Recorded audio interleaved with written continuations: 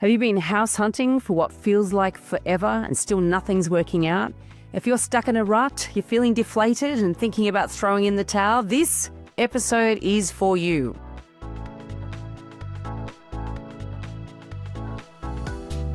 Welcome to Your First Home Buyer Guide, the podcast for first home buyers who want to become educated home buyers.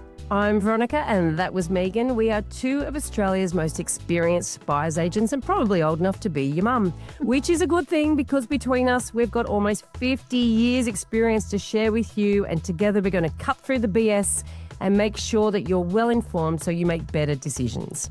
Now, when you get to the end of this episode, make sure you check out the website homebuyeracademy.com.au. Take a look at our course for first home buyers.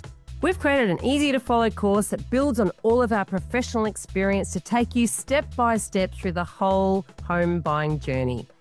You'll know exactly what to do, when to do it, and be able to find your first home faster and easier with our guidance along the way. It's the next best thing to having your very own buyer's agent. Now, before we get into the interesting stuff, in this week's episode, there's the boring bit to do, and that's the disclaimer. You, of course, know that nothing in this podcast is to be taken as personal advice. We always recommend getting the advice of an expert in their field who takes their time to personally understand your situation. Now, we've done our very best to ensure that the content is correct at the time of recording, but things change rapidly, so always check with the relevant government authority or your trusted advisors, or both, to get the most up-to-date information. Today we're talking about keeping on, how not to get despondent and let disappointment get the better of you. Keep the faith, and finally, eventually, you will be a first homeowner. Now, there are some things that you need to do, however. It's not just keep doing the same old thing. And that's what we'll be talking about in this episode. But this is really, in a way, a small part of step 5 in the PACE system. So if you remember, a PACE system is what we teach in the First Home Buyer course. PACE stands for preparation, action, commitment, execution. And within those 4 headings, we have 10 steps. And step 5 is revise and correct. And sometimes the market moves in a way you weren't anticipating, or perhaps you've really been looking for a unicorn and you're starting to realize it doesn't exist. That's where step 5 is so important. Revising, correcting after you've got your planning, your finance, your support crew, all that sort of stuff. After you've been out looking at properties, that's when reality starts to set in, and that's when some people give up. And that's the real world, Veronica. That's applying what we teach to the real world. And, nothing's set in stone. We often say it depends. And also imperfectly perfect. Yeah. Or perfectly imperfect. So we're really teaching you to sift through what you're finding out there, learn from that, and adjust and course correct along the way. So these are the steps to help you overcome the despondency that can set in with some first home buyers. Yeah. Now, step 1, very important, just acknowledge the frustration. It's very real. It's very normal. You'll have it as a first home buyer. You'll have it when you upgrade. You'll have it when you're buying an investment property. Whatever your long-term portfolio goals are, you will have the frustration, and it's very normal. Absolutely, buying a property is an emotional roller coaster, and buying your first home is actually more emotional because you haven't collected the experiences yet to say, all right, well, that was fine. I didn't get that one. I can move on. Or I was really off with my pricing there. What do I need to do to adjust the next time?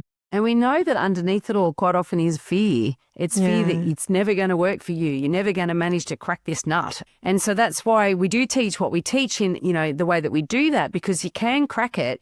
But often there's those course corrections, right?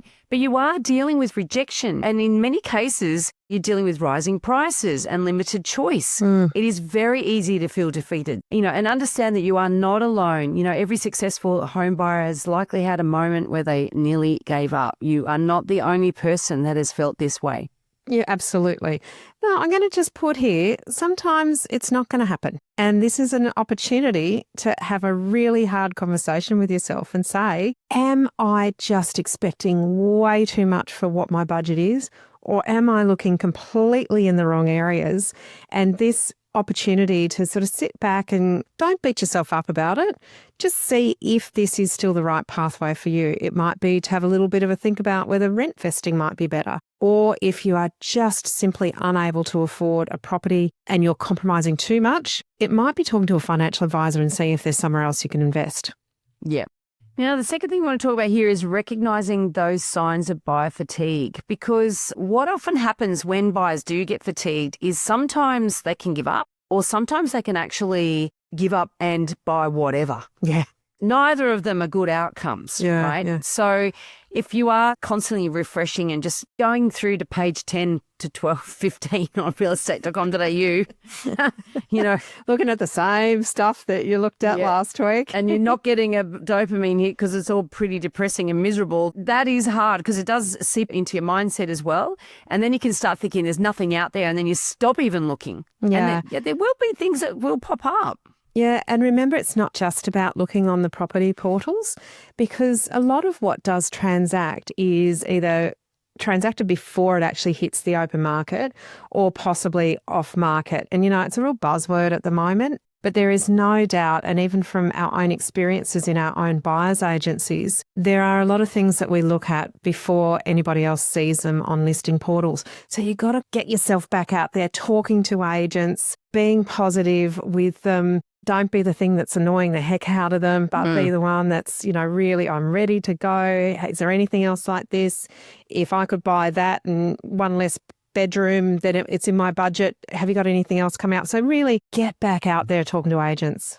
Because the worst thing you can do is lose that motivation to inspect properties or research or talk to agents or check agents' portals as well, because often properties come in their portals before they go on the major portals. If you're starting to think, this is signs of buyer fatigue, you're starting to think, I'm never going to buy, so why bother? That is not going to help you get there, right? So you do have to keep on that trend.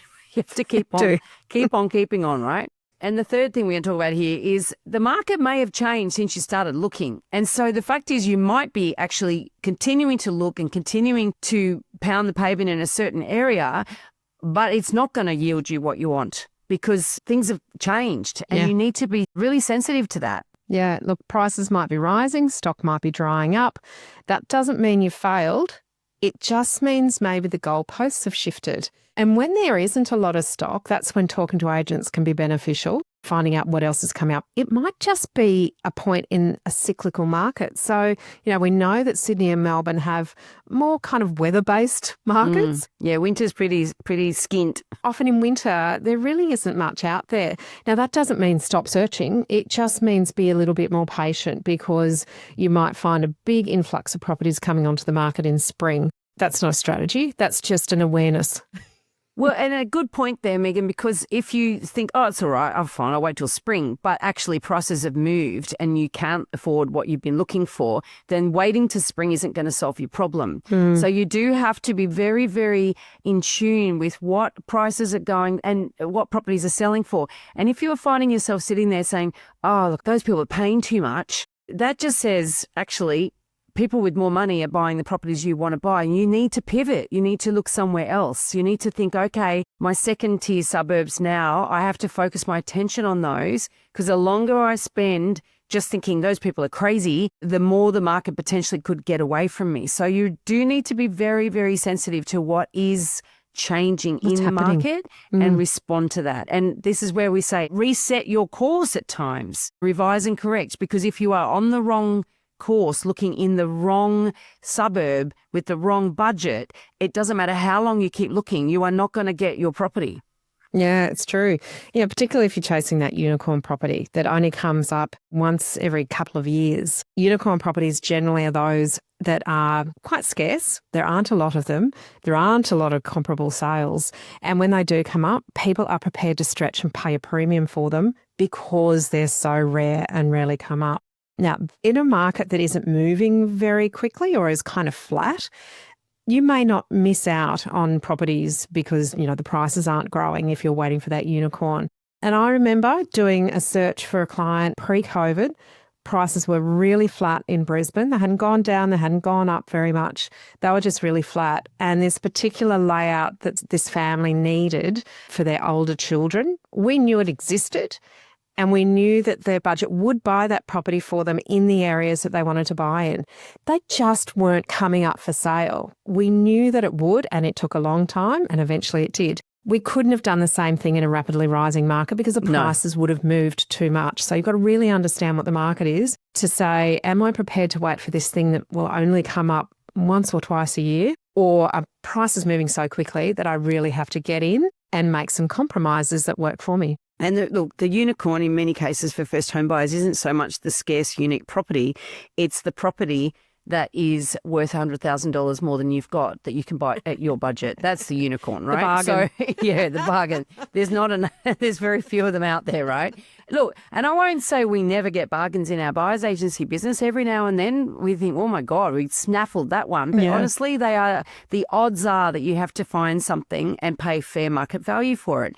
It's really about not overpaying, and it's about understanding what you're looking for, where you're looking for it, and having the right budget for it. So the fourth thing I want to talk about is the importance of a reality check without giving up on your dreams. And one of the things that is included in the first home buyer course that we've put together is this thing called a Where to Buy workshop.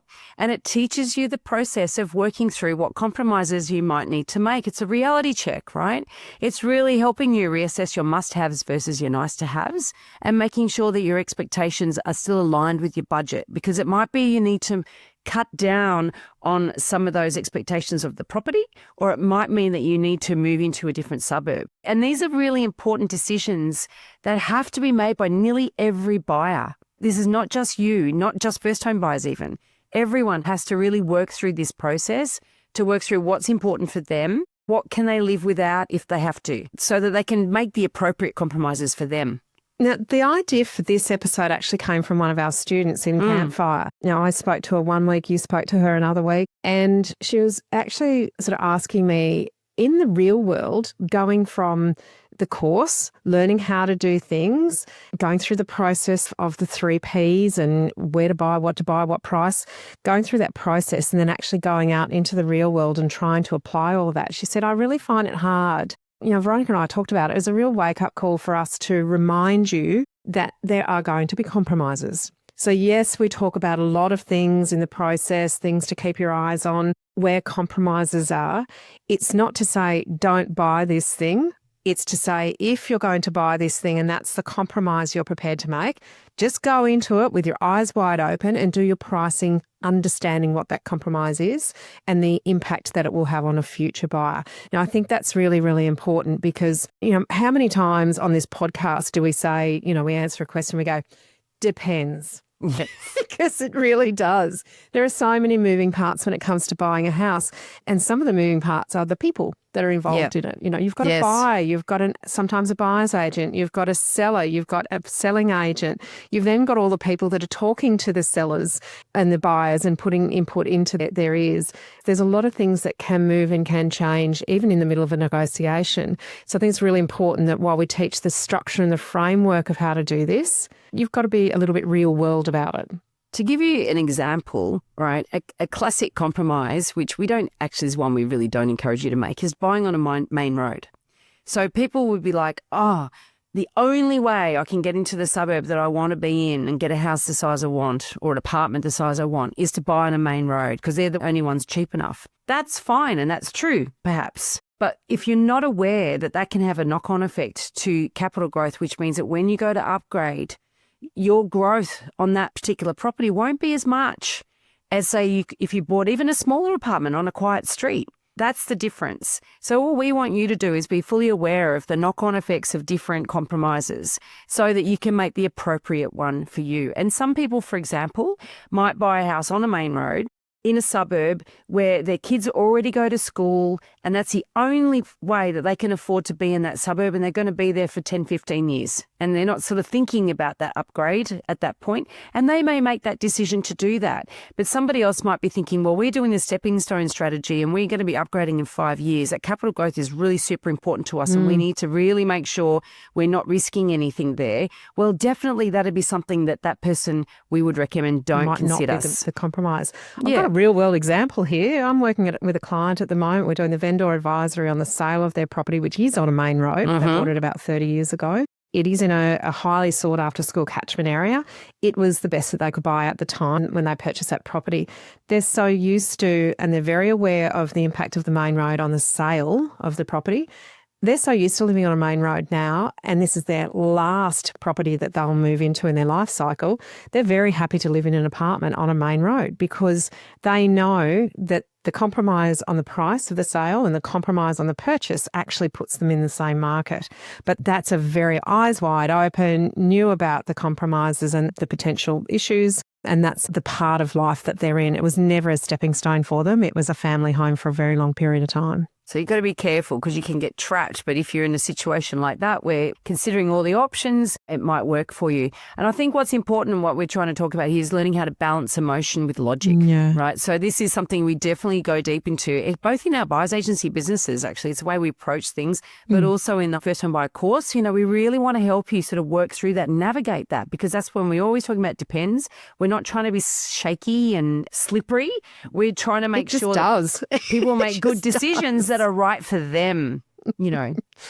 Absolutely. You know, let's talk about number 5, which is the danger of overcorrecting when you're feeling really desperate. Yeah, I mentioned it earlier, and that's really settling for a dud property just to get in. For example, if that main road house is not right for you and you settled for it because you just gave up and went, oh, I don't know, I'll give up, I'll just get that. Yeah, it's got a good kitchen. That is going to lead to long-term regrets, right? If that's the reason you bought it. So it is important to tell the difference between compromising and making a mistake. Yeah. And this is where taking a deep breath and just revising and correcting, going back over your research, having another think about what's on your must-have, like to have, all of those things. This is the opportunity to do it. But it's also the time to do it is when you are ready to make an offer on a property, to just breathe and check yourself and make sure the compromises that you're making are the right ones for you. Remember, you can make a smart purchase even in a really, really tough market. That's what we want you to do. Just really well informed through the process. Logic and emotion are involved, but put them in the right balance. Remember, was it Diana? She was buying in Perth last year. She did the course and she come along to Campfire. She was so interested. She was a classic. She was highly analytical and a real estate junkie. She loved it. Yeah, exactly. Yeah. And so we actually recorded a podcast with her. We better put the link in the show notes to that episode because she bought in one of the hottest markets in the country. She kissed a lot of frogs. Now you say that. I mean, she missed out on a few. She really did. And she had to keep the faith, didn't she? And she actually, in the end, got something she's really delighted with. But it was a hard slog, but she did it. So it can work even in a tough market. Campfire, and she was just exacerbated by the whole process. Exasperate, absolutely. But it was that feeling for her of, oh my God, this is every time I look, the prices are going up, the prices are going up. And so in Campfire, we're often saying, okay, so let's revise and correct. Let's have a look at what can you change? What are some of the other areas that you can look at? Do you have to have that, extra bedroom? And really talked through so that she was so completely confident by the time she actually did land the right property that all of the other ones weren't the right one and were a great outcome that she actually missed out on them. Yeah. And we've got another episode coming out. We haven't actually yet recorded it, but we have another one of our students, Nathan, who has recently bought in Melbourne. And that has been competitive this year. Prices have been rising in the first home buyer segment. And we're going to bring his story to you in coming weeks as well. So very excited about that one. Actually, that's another example of a student who did have some challenges because the market was moving. Yeah. That they did miss out on a number of properties, and we sometimes got to put you back together and get you back on the horse. Yes. Come on, you can do it. You are doing all the right things. Leads to step 6 here, which is get strategic, not emotional. Which is exactly what we've been doing. Exactly what we've been talking about. Revisit your plan. Are you being proactive, or are you just reacting to listings when they come online? Talk to your broker again. Has your borrowing power changed? Could you actually adjust your price bracket or your location if there's a difference there? And look, a shift in approach can lead to new opportunities you haven't considered. And look, we recognise it sometimes by changing location. It does mean you're moving away from where you really want it to be, and we get that. But you can fight reality and not buy a home, or you can accept reality and make the most of it, which is what we're really encouraging to do. And none of us are in control of the market. Yeah. So what we do, though, is to give you a framework to take action confidently, no matter what is happening in the market.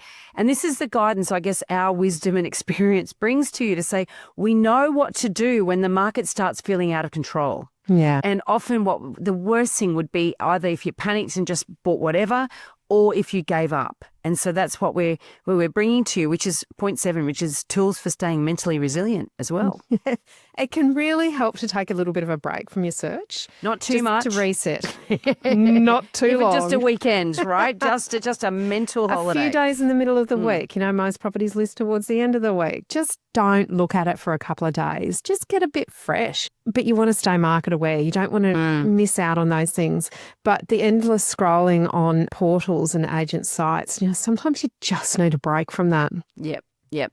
And you know what? You could celebrate small wins, like the things that you learn along the way, getting wiser with each situation that didn't necessarily work out. But what did you learn from that? Now, I know that's, I don't know, it's a bit of a mindset. It's not always easy to turn to, okay, what positive can I take out of this heartbreak? But it's a life win as well. It's a life lesson as well, because, there's a philosophical approach called Stoicism, and it's not necessarily about celebrating the small wins, but accepting what you cannot control and then saying, well, what do I do with that if I can't control it? And I think that's really important because, you've got to say, all right, woohoo, got my pre-approval, or I've got an extra 20,000 that I can spend, but I still haven't found a property. Well, it's been evaporated because prices have just risen. And it's like, what can I do with that now? Yeah. And I think, look, you do have to keep the big picture in mind. Buying a home is a process, and look, ultimately it is an event at the end of it all, but you've got to get the steps in right, and you've got to sort of do the work. I think the fact is it is difficult. We make it easier, but it's still difficult. It's a huge achievement when you get there. So just keep it all in perspective, and you don't have to do it alone. So I guess our final point here is that, we're trying to reassure you that you are not alone in feeling this way. That's the starting point. Yeah. But you can get support. You can, and that can be from trusted experts. Step 1 is build your support crew.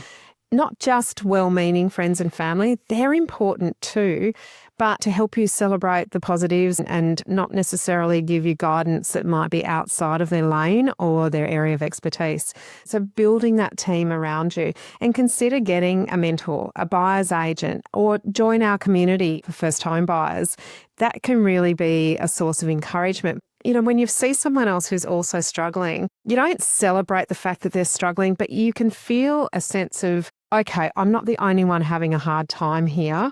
There will be an outcome. And I'll tell you what, when one of our students buys a property, the joy that goes through everybody else is fantastic. It is a shared joy.